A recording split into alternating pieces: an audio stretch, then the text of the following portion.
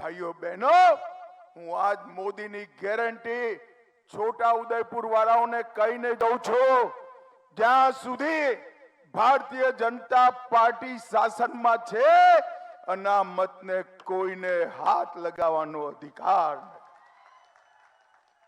આ અધિકાર SC, ST, OBC ભાઈઓનો છે અને અધિકાર એમનો અબાધિત રહેવાનો છે. એસટી, એસસી બક્ષી પંચના અનામત પર કોઈએ ડાકો નાખ્યો હોય, કોઈએ લૂંટ મચાવી હોય તો કેવળ ને કેવળ ઇન્ડી એલાયન્સ. ભાઈઓ બહેનો, કર્ણાટકમાં એમની સરકાર બની અને એમની સરકારે 4% મુસલમાનોને આરક્ષણ આપ્યું, રિઝર્વેશન આપ્યું, અનામત આપી.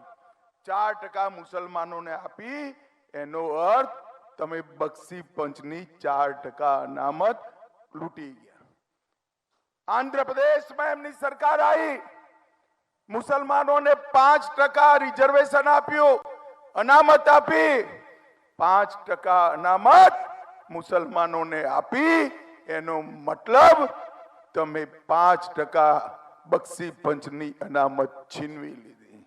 ભાઈઓ બહેનો, આ રાહુલ બાબા એન્ડ કંપની જો દેશમાં સત્તા પર આવશે તો મુસ્લિમ અનામત આપી એસસી, એસટી, ઓબીસી ની અનામત છીનવી લેશે. ભાઈઓ, આજ હું અહીંથી રાહુલ બાબાને કહેવા માંગુ છું, સૌથી પહેલા સ્પષ્ટતા કરો કે કર્ણાટક અને આંધ્રપ્રદેશમાં જે મુસલમાનોને અનામત આપી છે, એસટી, એસસી અને બક્ષી પંચના ભોગે આપી છે, એ અનામત તમે પાછી લેવા માંગો છો કે નથી લેવા માંગતા?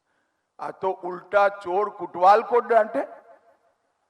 ભાઈઓ બહેનો, એમને અનામત લઈ લીધી અને મોદી સાહેબ પર આરોપ લગાવે છે. હું આજે સ્પષ્ટ કરી દઉં છું, આદિવાસી ભાઈઓ બહેનોના ત્યાં, બક્ષી પંચના ભાઈઓ બહેનોના ત્યાં ઘેર ઘેર ફરી વળો અને મોદી ગેરંટી કહો કે ભારતીય જનતા પાર્ટી છે ત્યાં સુધી અનામતને કોઈ હાથ નથી લગાવી શકવાનું.